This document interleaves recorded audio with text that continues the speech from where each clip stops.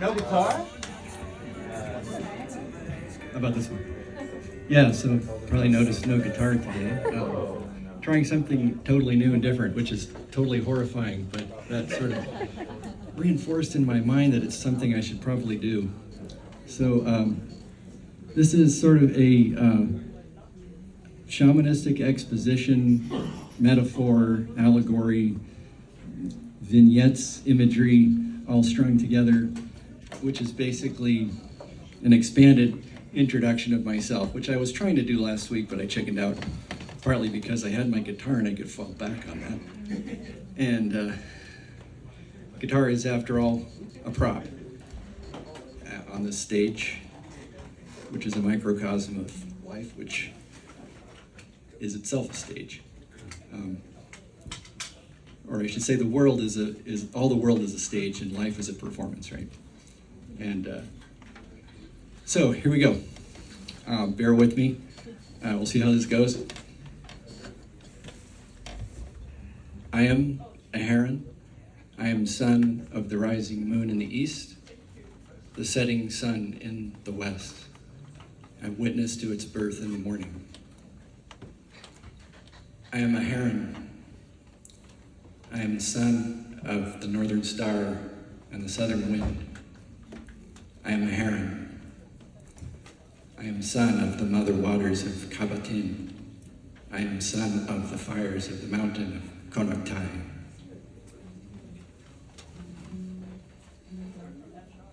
Since I was a young boy, since before I was born, I've been going to a sacred lake.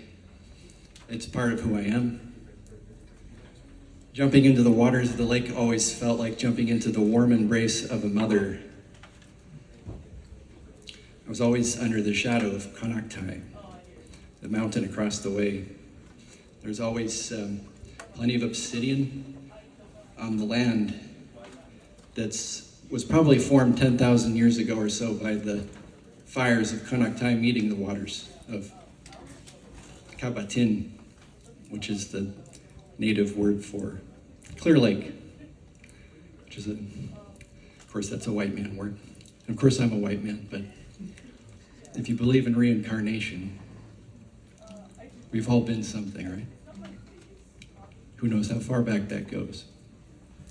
And we're all here because our mothers and our fathers were here, and our grandmothers and grandfathers were here, and their parents, and all the way back to who knows how far back. And each and every one of them did what they needed to do to survive so that we could all be here. And we are here as a fellowship of creatives. And what is life but creation that we do, that we choose to do? And this gets back to the fundamental question of, do we have free will? And you can endlessly debate it, right? Yes, no, I don't know. But I don't think it's a debate. I think you just do it. And I think that's what we do when we get up here. We are creating existence into existence.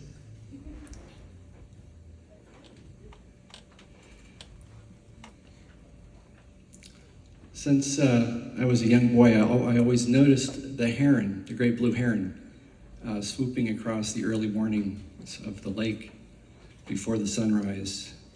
And I always remember its cry being like a pterodactyl, some primitive bird from the past or something, some creature.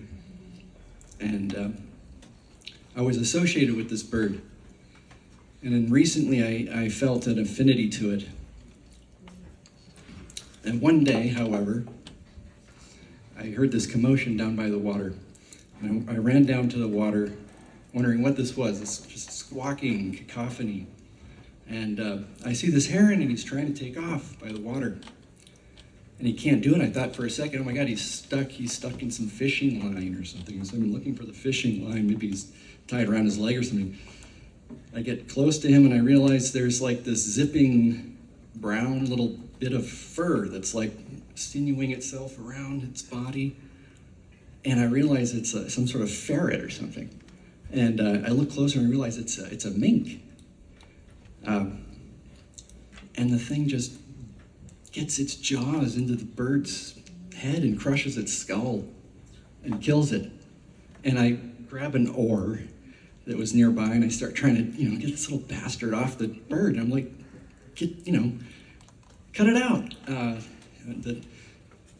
The mink was having none of it. The mink was going to get that bird. It had already made up its mind. It wasn't going to ask. It wasn't going to relent. It was its bird. It was probably maybe even a mother mink trying to feed her children or something, but relentless.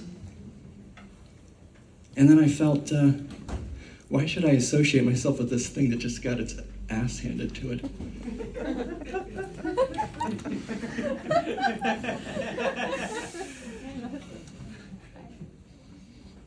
But, so anyway, later on, I don't see the mink anymore. I don't see minks anymore, actually. I see plenty of herons doing their thing. But I see otters, actually. Otters are kind of like, if you were to compare a dolphin to an orca or something. An orca is kind of like a bigger, meaner dolphin. Well, an otter's kind of like a more playful, bigger, meaner, weaselly thing. Yeah, they look really cute, but I don't think a mink could stand up to that, and I think that's what happened. My point being here that all these things that you see become a part of who you are, and this whole cycle of life is reinforced in different things. And I'm not trying to appropriate anybody's culture here, but this is some very special people gave this to me under very special circumstances, and I feel this is a part of me. But it is also a prop. This is also a part of me. This is the bagua. And my sifu taught me an 8-animal bagua fighting form. The first creature in the 8 is the, I'm embarrassed, I forgot. But it's overcome by the second one, and the second one's overcome by the third one, and so on and so forth, all the way around until you get back to finally the last one is overcome by the first one again, so the cycle completes. And it reminded me of exactly what I had seen. And it was as if the heron had resurrected. And in fact, later on, when my wife and I went to Egypt, I actually got a chance to be in the Great Pyramid, lie in the sarcophagus with this shirt, and hung in the sarcophagus. And it reminds me of what we're doing here. We're creating reality.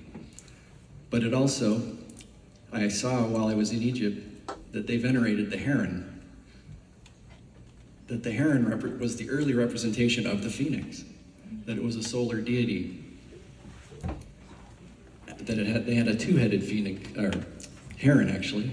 I think one head witnessed the setting sun, one head witnessed the rising sun. And how am I doing on time? I'm 2 minutes over. Darn it. I didn't get to the cool part. Well, to be continued, I guess. But thank you for humoring me. Thank you for your time together on this stage. Thank you for being a member of this group of fellow creatives. And it's an honor to be a part of this group. And I love you all. Have a good night.